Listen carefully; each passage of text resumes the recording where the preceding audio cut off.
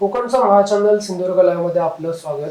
आज आपण अशा व्यक्तिमत्वासोबत आहोत ज्यांचं जिल्ह्यात एक वेगळं नाव आहे.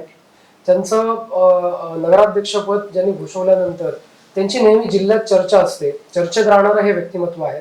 त्यांचं प्रत्येक वक्तव्य जे आहे ते चॅनलची ब्रेकिंग असतं आणि पेपरचं हेडिंग असतं. असं व्यक्तिमत्व म्हणजे सावंतवाडीचे नगराध्यक्ष सच्चिदानंद उर्फ संजू परब. आज त्यांचा वाढदिवस आहे आणि त्यांच्या वाढदिवसानिमित्त आपण त्यांच्याशी बातचीत करणार आहोत. सर्वप्रथम संजू परब साहेब, आपल्याला आमच्या टीमच्या वतीनं वाढदिवसाच्या खूप खूप शुभेच्छा.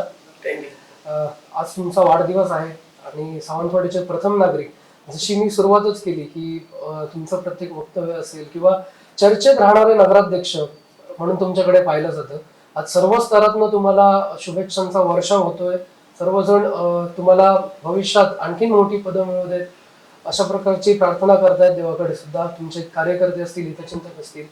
आजच्या क्षणाला काय भावना व्यक्त कराल? ह्या सर्व ज्या तुम्हाला शुभेच्छा येतात, सर्वसामान्य नागरिकांपासून अगदी तुमच्या कार्यकर्त्यांपासून, नेत्यांपासून सर्वच जण तुमच्यावर शुभेच्छांचा वर्षाव करताय, काय सांगताय?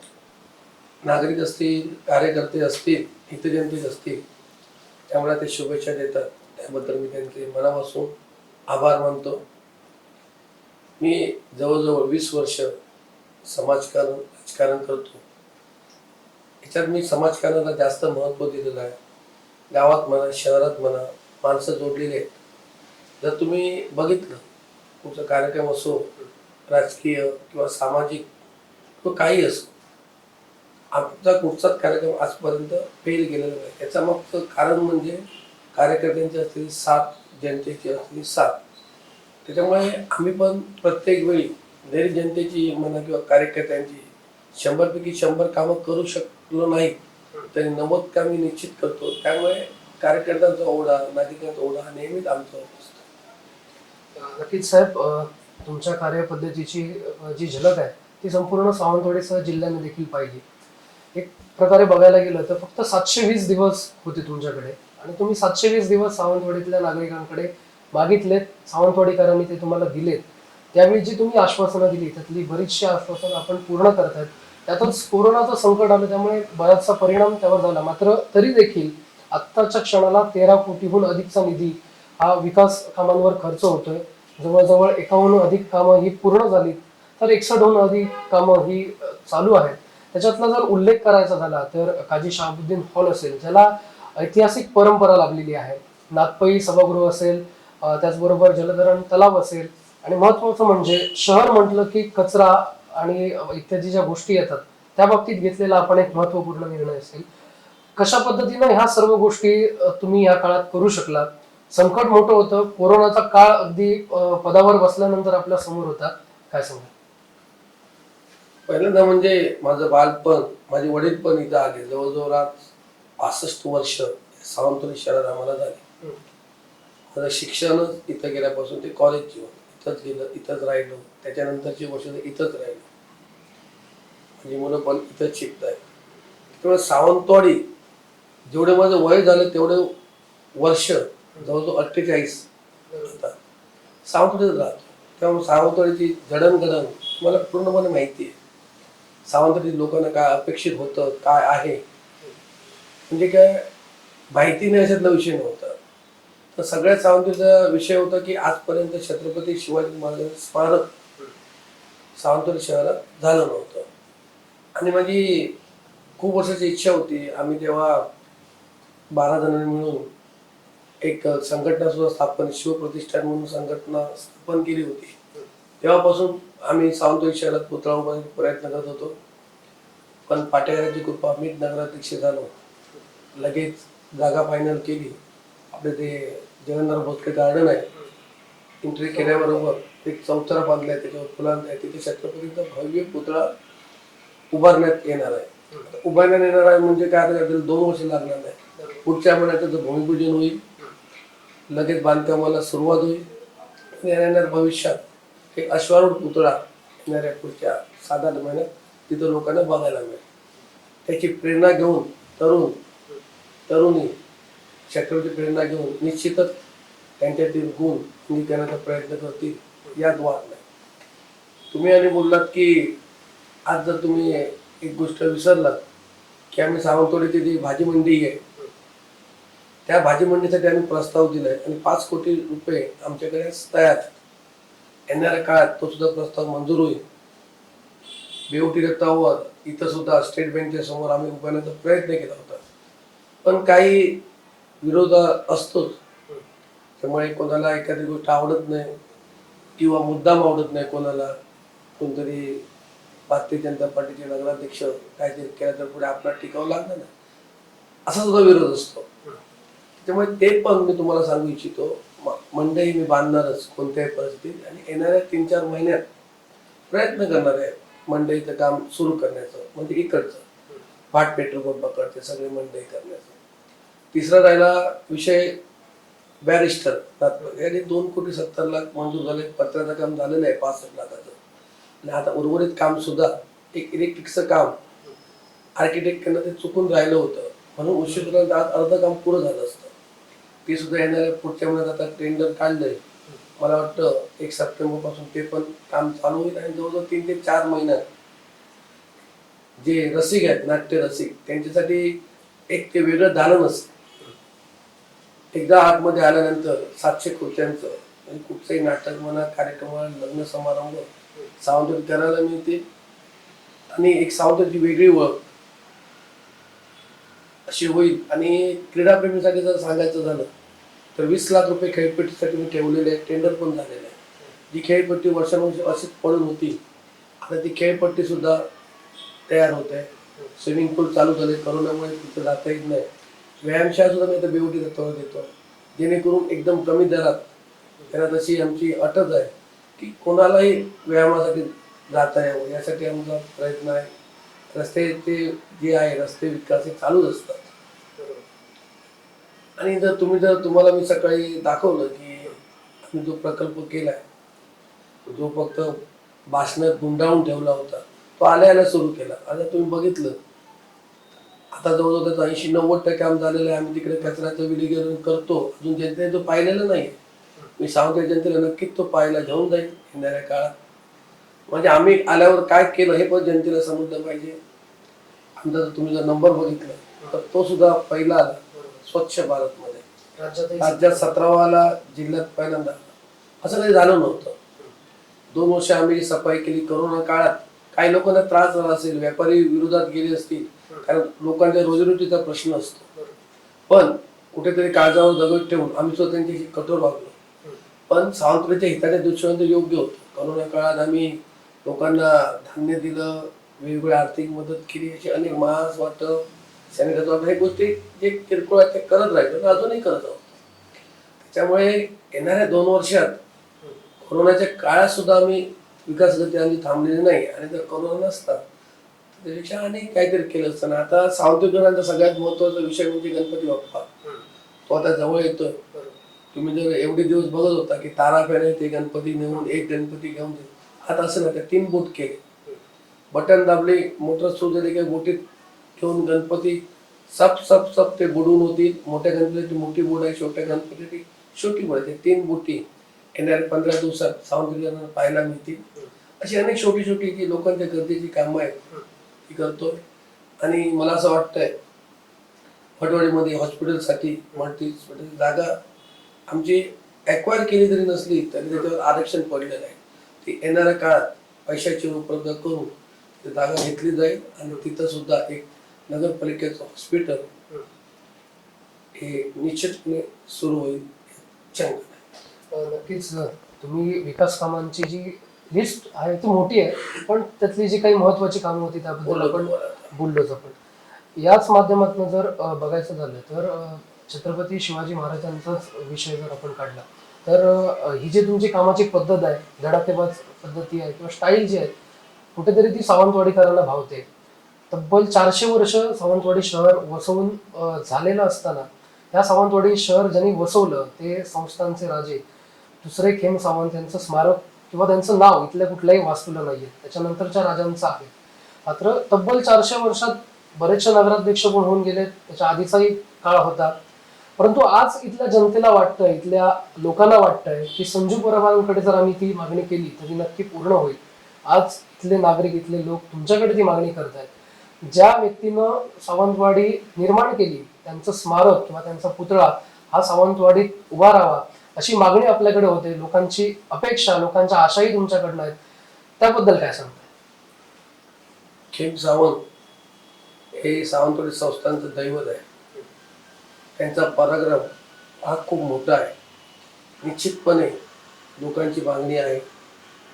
निश्चितपणे या गोष्टीचा, लोकांच्या मागणीचा आम्ही विचार करू आणि खेम सावंतांचं असं स्मारक उभारू की सावंतवाडीतली जनता त्याची सुद्धा आयुष्यभर याद राखेल. पण प्रत्येक गोष्टीला वेळ लागतो. आता शत्रुंजय स्मारक झाल्यानंतर याबाबत निश्चित एक चांगला विचार घेऊन आम्ही नगरपालिकेत मांडू. तुम्ही जर बघितलं नगरपालिकेत बापूसाहेब महाराज, शिवरामराजे भोसले यांच्या तस्करी लागलेलं आहे. तर येणाऱ्या काळात त्यांचं खेमसावंतीची माहिती आहे एका शिलालेखावर दगडावर खोडले जाईल. त्यांचं काम त्यांनी संस्थान कसं वसवलं, त्या एक योग्य जागा. एवढ्या मोठ्या राजाचं नाव ज्याने स्वतःचं रक्त आटवलंय सावंतवाडी जनतेसाठी, त्यांचं सुद्धा निश्चितपणे विचार नाही, कामच केलं जाईल, यात कोणतीही शंका नाही. नक्कीच मगाशीच बोलता बोलता एक विषय जो आला की विरोधक आणि विरोध होणार. म्हणजे तुमचा एखादा निर्णय असेल तर सर्वप्रथम त्याला विरोधच होताना आपण पाहिला. मग तो विरोधकांकडनं असो किंवा काही नागरिकांकडनं, व्यापाऱ्यांकडनं, हे आपण पाहतच आलो. मात्र एक गोष्ट आम्ही पाहिलेली आहे की व्यापारी आणि नगराध्यक्षांचा जो संघर्ष होता तोही पाहिलाय. पण ज्यावेळी व्यापारी संकटात होते, कोरोना काळामध्ये ज्यावेळी व्यापाऱ्यांना सूट मिळत नव्हती, त्यावेळी व्यापाऱ्यांच्या बाजूने उभे राहणारे संजू परब देखील व्यापाऱ्यांनी पाहिले.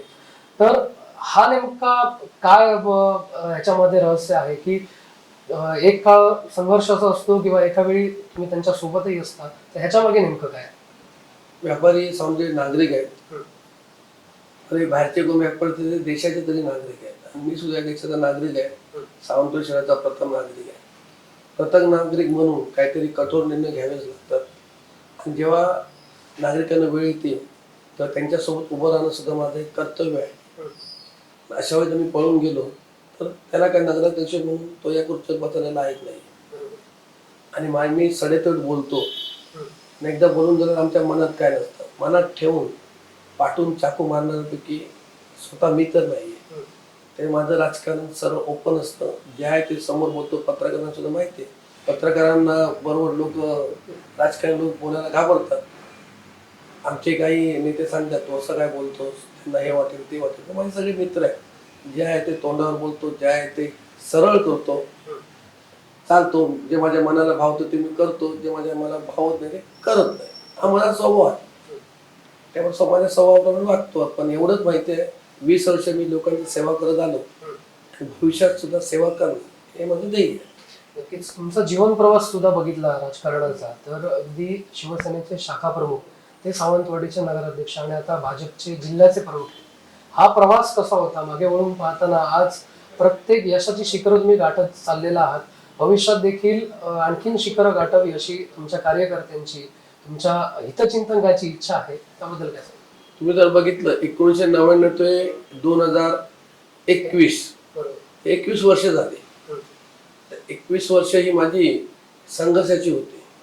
कारण तसं बघायला गेलं, वडील जरी राजकारणात असले तरी त्यांचं पहिली अट होती मुलांनी शिकायचं. आमच्या घरातली सगळीच मंडळी, सगळी सुशिक्षित. मी सुद्धा ग्रॅज्युएशन माझं कम्प्लीट झालेलं आहे. त्याच्यानं थोडा व्यवसाय केला. पैसे नाही तर काय नाही, व्यवसाय केला, सगळं केलं.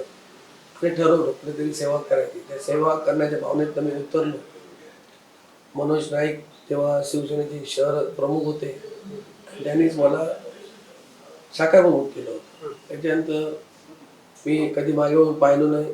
त्याच्यानंतर मी 2008 मध्ये युवक तालुका उपाध्यक्ष झालो. 2000 मध्ये तालुका अध्यक्ष झालो युवक काँग्रेस. 2010 मध्ये युवक काँग्रेसचा जिल्हाध्यक्ष झालो. त्याच्यानंतर जिल्हा सरचिटणीस झालो बेसिक काँग्रेस. त्याच्यानंतर 2014 पासून 8 वर्ष तालुका अध्यक्ष म्हणून काम केलं. त्याच्यानंतर स्वाभिमानचा तालुका अध्यक्ष झालो. आणि त्याच्यानंतर भाजपमध्ये प्रवेश केल्यानंतर थेट नगराध्यक्षाची निवडणूक झाली. त्यात मी सर्वांच्या आशीर्वादाने जनतेने निवडून आले. अशा पद्धतीचं राजकीय यात अडीअडचणी येतात, सोयी असतात, विरोधक असतात. राजकारणाने चालतं. जो लढतो तो पुढे जातो, जो थांबतो तो थांबतो, आणि मला थांबायचं माझ्या रक्तात नाहीये, मी पुढे चालत जाणार आहे. नक्कीच सडेतोड संजू परब सावंतवाडीने पाहिले. भ्रष्टाचाराचा मुद्दा सध्या सावंतवाडीत खूप गाजतोय. सावंतवाडीच्या हिताचा हा निर्णय असल्याचंही प्रथमदर्शनी दिसून येते, कारण एमटीडीसीच्या माध्यमातून जी काही कामं या ठिकाणी झाली, जी भविष्यात सावंतवाडीकरांना त्याचा उपभोग घेता येऊ शकत नाही, अशी काही प्रत्यक्ष पाहणी केल्यानंतर तुम्ही देखील तो भ्रष्टाचार आहे तो उघड केला होता. याच भ्रष्टाचाराच्या दरम्यान अनेक वाद प्रतिवाद होत आहेत. स्थानिक आमदार आणि तुमच्यात जे काही कलहीतुरा जो रंगतोय तोही आपल्याला पाहायला मिळतोय. तर उपोषणाला देखील तुम्ही या साठी बसलात. जिल्ह्यात प्रथमच असं उदाहरण असेल की एक नगराध्यक्ष आपल्या शहरात होणाऱ्या भ्रष्टाचाराविरोधात थेट आपल्या आमदारांच्या विरोधात, इथल्या स्थानिक आमदारांच्या आणि प्रशासनाच्या विरोधात उपोषणाला बसतायत आणि आपला जो रोष आहे तो व्यक्त करतायत. याकडे कसं पाहता? पहिल्यांदा मी सांगू इच्छितो की आमदाराच्या विरोधात माझे वैयक्तिक मतभेद कोणतेच नाही. जे असतील ते राजकीय मतभेद आहेत, ते वेगळ्या विचारांचे आहेत, मी वेगळ्या विचारांचा आहे. मी जेव्हा MTDCचे अधिकारी आले, खेळणी आमच्या ताब्यात घेणार नाही, त्यांची किंमत होती 2,94,00,000 आणि ती सावंतवाडी शहरातील खेळणी कुठे ताळमेळ नव्हतं आणि निकृष्ट दर्जाची ही खेळणी होती. त्याच्यामुळे मी काय ती ताब्यात घेतली नाही आणि घेणार पण नाही. त्याच्यानंतर मी आरोप केले, कारण तत्कालीन पालकमंत्री दीपकभाई केसरकर होते. मी पालकमंत्री या पदावर आरोप केले की त्यांची जबाबदारी होती की ती त्या ठिकाणी तुमच्या मतदारसंघातील योग्य काम झालं पाहिजे. त्याच्यानंतर मी उपोषणाला बसलो. MTDCने स्वतः कबूल केलं की जी खेळणी आहे ती काय उत्पन्नामध्ये मी बिलं कशी काढली, कॉन्ट्रॅक्टर पैसे देऊन मोकळे झाले, आता तुम्ही काय करणार. या संदर्भात आजच आम्हाला कलेक्टरने बोलवलं होतं. कलेक्टरने चौकशी लावतो, यात आमचा विजय आहे. चौकशी कधी लावतात? कलेक्टरला संशय आला म्हणून चौकशी लावतात. चौकशी होणार आणि जो कोणाच्या मताचा पडद्यामागचा सूत्रधार आहे त्याला मी जनतेसमोर आणतो. नक्कीच संकटात देखील मदतीला धावून जाणारे संजू परब संपूर्ण जिल्ह्यानं पाहिलेत. आम्हीही पाहतोय. तौक्ते वादळ असेल, त्याच्यानंतर कोरोना परिस्थिती असेल, आताची पूर परिस्थिती असेल, तुम्ही जनतेसाठी नेहमीच धावून जाता. एक दानशूर व्यक्तिमत्व म्हणून तुमच्याकडे पाहिलं जातं. त्याचबरोबर एक दुसरा एक प्रश्न विचारतो की येत्या काळामध्ये निवडणुका येत आहेत. नगरपालिकेच्या असेल, जिल्हा परिषद, जिल्हा बँक, सर्वच निवडणुका होत आहेत. तर संजू परब येत्या काळामध्ये कोणता पॅटर्न घेऊन जाणार आहेत? कारण एक वेगळा विचार आणि एक वेगळं मॉडेल घेऊन तुम्ही नेहमी जात असता जनतेसमोर. यावेळी तुमचं मॉडेल काय असेल? जेव्हा निवडणुका असतात ते आमचे नेते आहेत, सन्माननीय राणे साहेब असतील, सन्माननीय रवींद्र चव्हाण साहेब असतील, नितेशजी, राजेंद्र तेली, हे सगळे नेते जी व्यूहरचना करतात आणि आम्हाला सांगतात त्याप्रमाणे आम्ही काम करतो. याच्या पलीकडे आम्ही काय करत नाही. जे नेते सांगतील तेच आम्ही काम करतो. नक्कीच चर्चा आपली होतेच. याच दरम्यान एक रॅपिड फायरचा आपण एक राऊंड खेळू, ज्याच्यामध्ये 2 ऑप्शन्स असतील. प्रश्न एकच असेल पण त्याची ऑप्शन्स 2 असतील. त्यातला एकच तुम्हाला निवडायचा आहे आणि तो का निवडला हे देखील तुम्हाला सांगायचं आहे. तर पहिला प्रश्न आहे, उद्योग व्यवसाय की राजकारण? कारण व्यवसाय करणारे संजू परब पण आम्ही पाहिलेत, राजकारणातले पण संजू परब पाहिलेत. तर सर्वात जवळचं काय आहे, उद्योग व्यवसाय की राजकारण? राजकारण. का? कारण माझे स्वप्न आहे आमदार होण्याचं. हे माझं स्वप्न आहे, ते प्रत्येकाच्या नशिबावर अवलंबून आहे. आणि आता उद्योगधंदा, मी आता सुद्धा बिल्डर आहे, आता बांधकाम व्यवसाय, आणि माझी आता मिसेस तो व्यवसाय चांगल्यापणे सांभाळते. त्यामुळे मला आता काय ते टेन्शन राहिलेलं नाही. आणि आम्ही सक्षम आहोत, आम्ही शेतकरी आहोत, आमच्या भरपूर जमिनी आहेत गावात, बागायत आहे. त्यामुळे आम्हाला काय आर्थिक टंचाई कधी येऊ शकत नाही शेतकरी असल्यामुळे. राजकीय वर्तुळात मध्यंतरीच्या ज्या काही चर्चा होत्या त्या अनुषंगाने सर्वसामान्य जनतेमध्ये किंवा नागरिकांमध्ये जी चर्चा आहे त्या अनुषंगाने हा प्रश्न आहे, भाजप की शिवसेना? संजू परब काय सांगते? भाजपा. त्याच्यात काय, आता भाजप म्हणून निवडून आलो, भारतीय जनता पार्टी, शिवसेनेचा काही संबंधच येत नाही ना. आता मी निवडून कुठून आलो, भारतीय जनता पार्टी. मी कुठे शिवसेनेत प्रवेश केला होता का? नाही केला होता. बघितलं का तुम्ही कुठे बुके दिला आणि एका दिवसात इथं आलो असं तर काय झालं नाही ना. पायगड्या घातल्याचं आम्ही ऐकलंय किंवा मी पायगडे कुठे घातले नाही. तुमच्या समोर पायगड्या आता पायगड्या घालणारे लोक येतील, त्याला मी काय करणार, उद्या आणि येतील शिवसेनेचे लोक. त्याच्यामुळे मी काय कुठे गेलो नाही. तुम्ही मला दाखवा प्रूफ सहित मी संजीव परब इथे गेले. विरोधक काय सांगून दे, कोणी बघितलं का, कुठे फोटो आहेत का, कोण कोण माझ्या ऑफिसला आले तुम्ही बघितलंय, पुढे सावंत जनतेने बघितलं, त्यामुळे तो काय विषय नाही. आणखीन एक प्रश्न म्हणजे राजकारणात प्रत्येकाला एक गुरु असतो किंवा मार्गदर्शक असतात, त्याचप्रमाणे तुमचेही आहेत, आम्ही इथे पाहिले. पण सर्वात जवळचा तुमचा नेता किंवा सर्वात जवळचा माणूस कोण, तर त्यामध्ये दोन पर्याय आहेत. केंद्रीय मंत्री नारायण राणे की माजी राज्यमंत्री आणि आमदार रवींद्र चव्हाण. काय सांगाल? मी तुम्हाला सांगतो, जे हा प्रश्न कसा आहे माहिती आहे का, की मी दोन्ही नेते हे भारतीय जनता पार्टीचे आहेत. हे कुठचा नेता आवडतो कुठचा नेता आवडत असं काय नाही. जे भारतीय जनता पार्टीवर जे नेते प्रेम करतात त्यांच्यावर आमचं प्रेम आहे, कारण आम्ही भारतीय जनता पार्टीत गेलो, भारतीय जनता पार्टीचे विचार स्वीकारलेले आहेत. त्यामुळे याच्यात मी कोणतीच तुलना करू शकत नाही.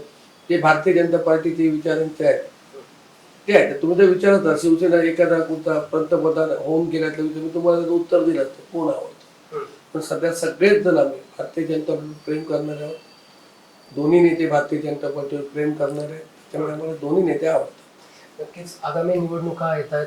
तुमची जी राजकीय जो प्रवास आहे तो पाहता एक महत्वाचा प्रश्न आहे, नगराध्यक्षपद की आमदारकी? नाही, कसं असतं, मी तुम्हाला बोललो इच्छा व्यक्त केली आहे, पण पक्ष जे सांगतील तो पक्षाचा निर्णय अंतिमच आहे. पक्षाच्या शब्दाबाहेर किंवा पक्षाच्या निर्णयाबाहेर जाणार नाही. पक्षाने थांब म्हटल्यावर थांबणार, चल म्हटल्यावर पुढे पुढे चल. जो काय निर्णय घेतो पक्ष निर्णय घे. नक्कीच दिलखुलास अशी आणि रोखठोक अशी आमच्याशी चर्चा आपण केलेली आहे.